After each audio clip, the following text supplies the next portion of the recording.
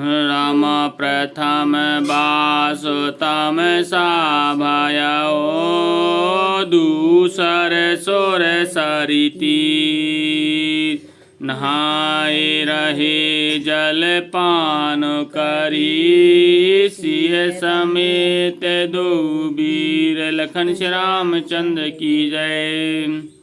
श्री राम जी का पहला निवास मुकाम तमसा के तट पर हुआ। प्रथम वास तमसा, दूसरा गंगा तीर पर स्वसरी मतलब गंगा जी। सीता जी सहित दोनों भाई उस दिन स्नान करके जल पीकर ही रहे। श्री राम केवट कीन बहुत सेवकाई सो जामिन सिंह रौर गमाई होत प्रात बट क्षीर मंगावा जटा मुकुट निज शीश बनावा। केवट निषाद राज ने बहुत सेवा की। वह रात सिंह रौर श्रृंगवेरपुर में ही बिताई। दूसरे दिन सवेरा होते ही बड़का दूध मंगवाया और उससे श्री राम लक्ष्मण जी ने अपने सिरों पर जटाओं के मुकुट बनाए। श्री राम सखा तब नाव मंगाए प्रिया चढ़ाए चढ़े रघुराई। लखन बानो धनो धरे बनाए आप चढ़े प्रभु आय सुपाई। तब श्री रामचंद्र जी के सखा निषाद राज ने नाव मंगवाई। पहले प्रिया सीता जी को उस पर चढ़ाकर फिर श्री रघुनाथ जी को चढ़े। फिर लक्ष्मण जी ने धनुष बाण सजाकर रखे और प्रभु श्री रामचंद्र जी की आज्ञा पाकर स्वयं चढ़े। बेकल बेलो के मोहि रघुबीरा बोले मधुर बचन धरि धीरा। तात प्रणाम तात सन कहो बार बार पद पंकज गयो। पद पंकज मतलब चरण कमल, कमल के समान हैं जिनके चरण। मुझे व्याकुल देखकर श्री रामचंद्र जी धीरज धरकर मधुर वचन बोले, हे तात, पिताजी से मेरा प्रणाम कहना और मेरी ओर से बार बार उनके चरण कमल पकड़ना। चरण कमल। ये सुमंत्र जी जब वापस लौट आए हैं, राम जी को छोड़ने गए थे जो दशरथ जी ने कहा था कि वन घुमा करके वापस ले आना, तो वो वापस तो नहीं ला सके। भगवान श्री रामचंद्र जी वन को चले गए और सुमंत्र जी वापस आए। फिर वो हाल बता रहे हैं राजा दशरथ जी से कि क्या हुआ वहाँ पे, कहाँ भगवान पहली रात रुके, कहाँ दूसरी रात रुके। पहले दिन उन्होंने केवल जल पिया और ये सब चीज़ें। फिर उन्होंने बड़ा का दूध मंगा कर के जटाजूट बनाए। उसके बाद बोला कि जाकर के पिताजी के चरण कमल पकड़ना मेरी तरफ से। ये चल रहा है प्रसंग। करबे पाए परि बिनय बहोरी तात करय जन चिंता मोरी। बन मग मंगल कुशल हमारे कृपा अनुग्रह पुण्य तुम्हारे। फिर पाँव पकड़कर विनती करना कि हे पिताजी आप मेरी चिंता ना कीजिए, आपकी कृपा अनुग्रह और पुण्य से वन में और मार्ग में हमारा कुशल मंगल होगा।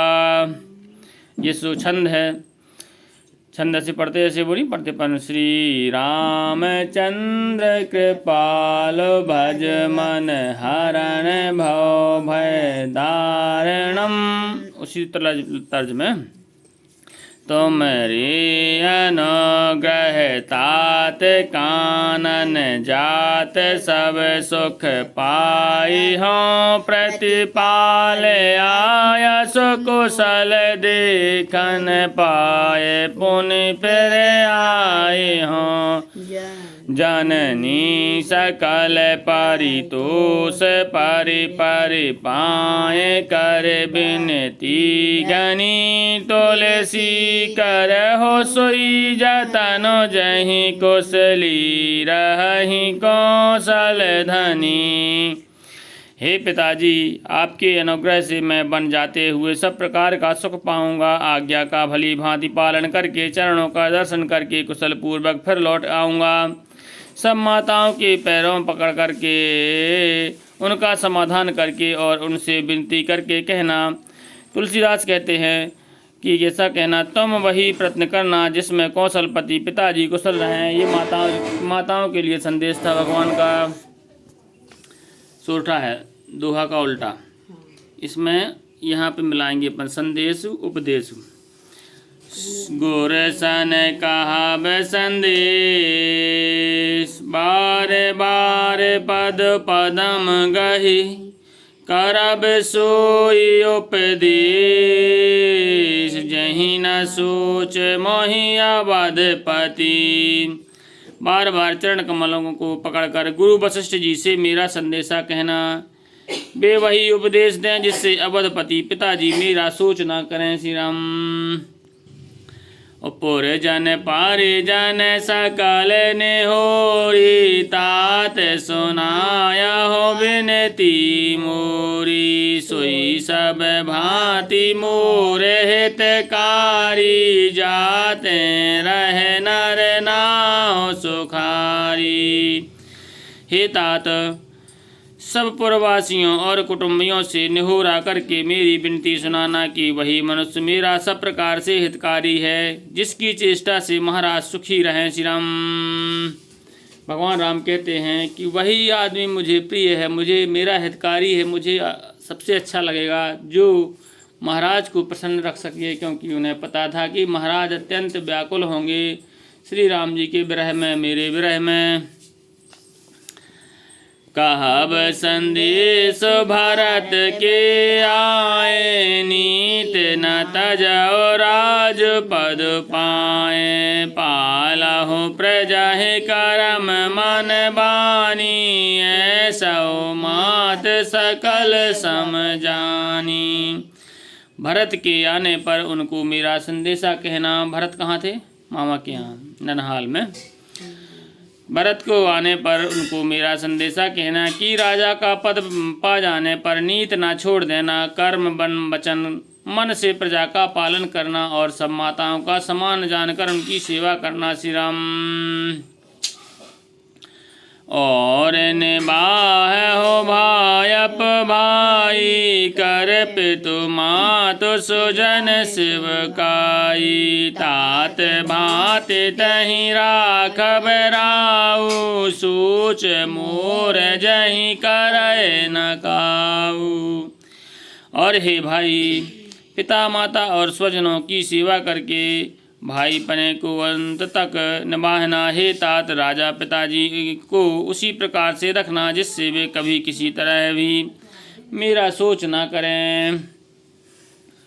लखन कही कछु बचन कठोरा, बरज राम पुनि मोह निहोरा, बार बार निज शपथ दिवाई, कहा बिना तात लखन लरिकाई। लक्ष्मण जी ने कुछ कठोर वचन कहे, किंतु श्री रामचंद्र जी ने उन्हें बरज कर फिर मुझसे अनुरोध किया और बार बार अपनी सौगंध दिलाई और कहा, हे तात, लक्ष्मण का लड़कपन वहाँ न कहना। श्री राम। लक्ष्मण जी ने कुछ कड़वे वचन कहे, लेकिन रामचंद्र जी ने मुझे कहा कि तुम ये बातें अयोध्या में जाकर के वहाँ मत बताना। लक्ष्मण जी हो सकता है कुछ नाराज भी हुए थे ना कि पिताजी ने वनवास क्यों दिया, ये सब चीज़ें।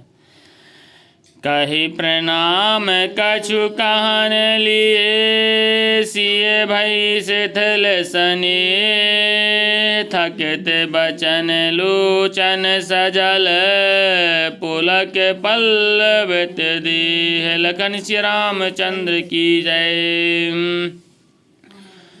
प्रणाम करके सीता जी भी कुछ कहने लगी थीं, परंतु स्नेह बस वे शिथिल हो गईं। उनकी वाणी रुक गई, नेत्रों में जल भर आया और शरीर रोमांच से व्याप्त हो गया।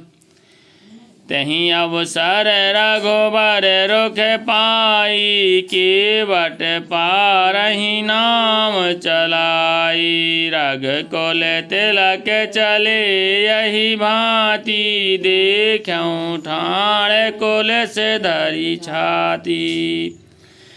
उसी समय श्री रामचंद्र जी का रुख पाकर के बट पार जाने के लिए नाव चला दी। इस प्रकार रघुकुल वंश तिलक श्री रामचंद्र जी चल दिए और मैं छाती पर वज्र रखकर खड़ा खड़ा देखता रहा। श्री राम।